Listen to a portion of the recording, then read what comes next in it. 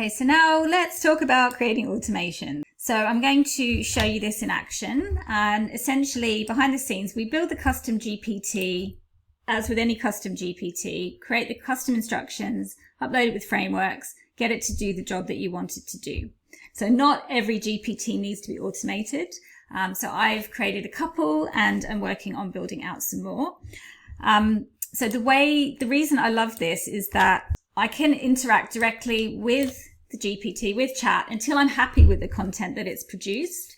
And then I get it to save it to Airtable, so I have it filed in my content management system. The reason I built this, the one I'm going to show you, is for threads. And it's because for threads, you want to be creating like multiple pieces of content per day. And I found that by the time I'd gone through all the different iterations with it and it was giving me lots of ideas, I was feeling overwhelmed and struggling to work out, I don't know. If I get overwhelmed, I shut down. And so I was shutting down. And so that content that was being created wasn't getting moved off ChatGPT in the same way that I would do it with longer form content. And so I built this automation, and now I can do it rapidly because it's short, sharp pieces of content. So then I can rapidly be happy with a piece, save it, and move on. I've also have created a GPT that does content repurposing in one place. And so the same idea. So once it's written, say the blog post, then boom, let's save that. And now let's move on to the next piece. I'm happy with it. Let's save it. And I can just get this automation doing it for me. Once it's in Airtable, you can create other automations. So this is something I'm working on with a client, so that and a lot of people I work with have a similar issue in that they get overwhelmed. They get all this content created with ChatGPT, but they don't know what to do with it, or they just get overwhelmed and shut down, and then it's just sitting there and it's not actually being used, which defeats the object. A lot of people I work with also have a team member. They'll have a VA. And so it's like, how do we connect AI to the humans to make sure that things do keep moving forward? And so with this automation, it puts it into Airtable. And then once it's in Airtable, that can trigger other automations. So for example, it can email the team member to let them know that the content has been uploaded, and then they can do their piece, which might be to create the image, to schedule it out, or whatever it is. Also inside Airtable, you can automate getting it to post directly to a Facebook page or to scheduling software.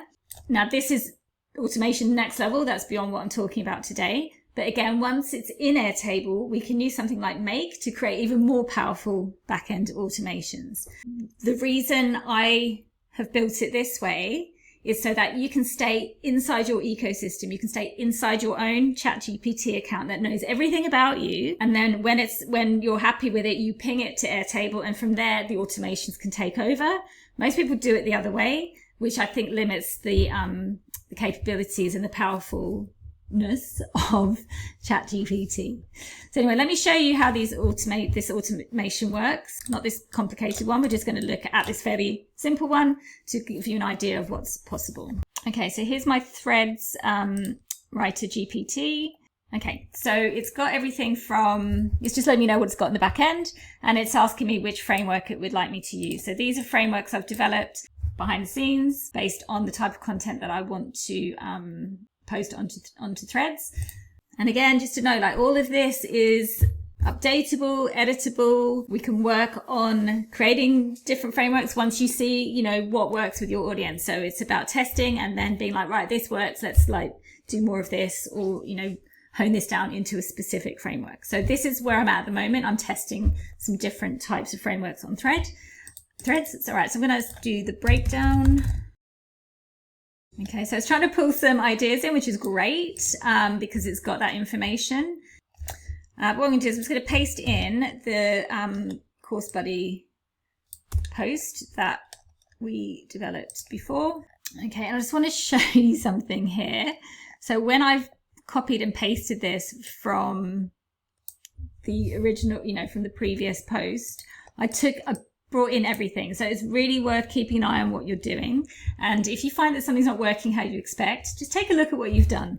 Because what I did here is I've said it's LinkedIn, and I've left in, because I left that in, it's got confused and thought, oh, I want this for LinkedIn. So what I've done is actually paste it back in to make sure I took out that reference and just reminded it, let's do this, just to get it back on track. Okay, so now it's following the breakdown thread, which is, you know, these steps. So I'm going to interact with it. So I'm going to just say, take out these sentences.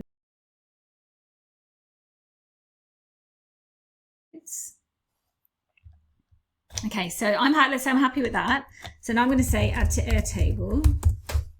And what it's going to do is move that into the correct part of my content management system in Airtable.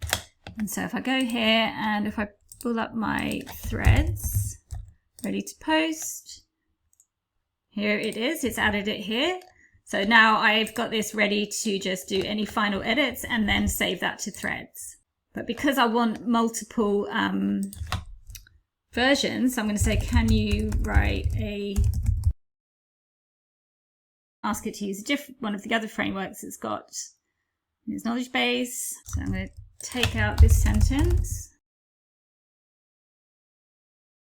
Okay, so now I'm going to add to Airtable, but I want it for tomorrow's date. If we have a look, okay, here it is. So that's the next one, ready for me to schedule for the 4th. So my process here is that I want to go through the different frameworks, get multiple versions from the same piece of content, get them into Airtable, you know, maybe start again with a different piece of content. Maybe I want to share a lead magnet or a low ticket offer. You know, I've got lots of stuff that I can put out there. And this GPT allows me to just quickly cycle through all these ideas. And as I'm happy with one, add to Airtable, boom, move on to the next one. So I don't need to think, I don't need to go back. I don't need to kind of find anything, copy paste, you know, it just removes all that overwhelm. And then the other thing that's going on is that as it's added to Airtable, I've got an automation set up that's emailing me to let me know that that is ready. Now, I don't need this. I've just set this up to kind of show what's possible. But if you've got a VA, if you've got someone helping you, it can email them. And then you just do your piece inside ChatGPT, and then it goes out to your team, and then they're getting notified to do the next piece in the workflow. Pretty cool, hey? So the thing that I was talking about it doesn't work if you stack it inside projects. So if we go back to my project, and this is that original post. Now, ideally, in my, you know, wish list world, I would just pull the GPT here and ask it to, like, you know, and then just do it in this one thread.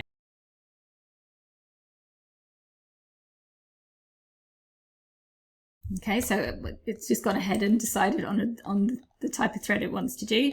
Fine. So the GPT itself is working. That's not a problem. But if I say add to Airtable, now AI being AI, it's going to pretend, which is quite frustrating, and say that it's done it. Now, just before I do this, just on the third, we do have one that's been added here already that we just had done. So just so you can just see clearly. Okay, so it's saying it's not working. That's fine. Sometimes it tells me, yes, I've done that, but when I go into it, it's not actually done. So this is a real bummer in my mind, because if this automation could work inside the thread in the project, then everything's in one place. But, you know, it is what it is. So the workaround is that you have to make sure that you're just using the GPT itself anytime you want the automation. And so as I build them out, I might move towards more just having the GPTs with all the information on the back end, updating them as I need, and also just pulling in relevant files as I go along, and, you know, rather than having the project knowledge base. But like I said, I, at the moment, and probably long term, do a mix of these different approaches, depending on exactly what I'm doing in the moment. So I just want to show you one more. So this one is also automated. So let's say I wanted to create a case study. And so I'm going to pull in a testimonial.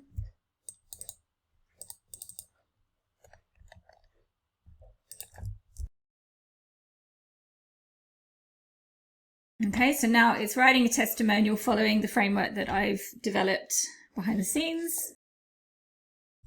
I normally just ignore its suggestions. They're rarely what I want. So if one other tip, because I have had people ask me this, is to just practice ignoring its next suggestion, because that's how you end up down rabbit holes that you don't need. Okay, so I'm asking it to add it to my Airtable.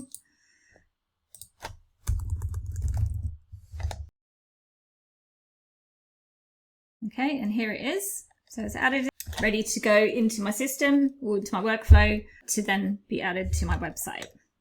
So yeah, I just want to show you, another use case. So yeah, these automations are really cool, really fun. So if you get overwhelmed by everything ChatGPT is giving you, then I think this would be a great solution to just get what you need and then get it to just automate moving it to your content management system and keep things moving so that there's none of those bottlenecks that often does happen.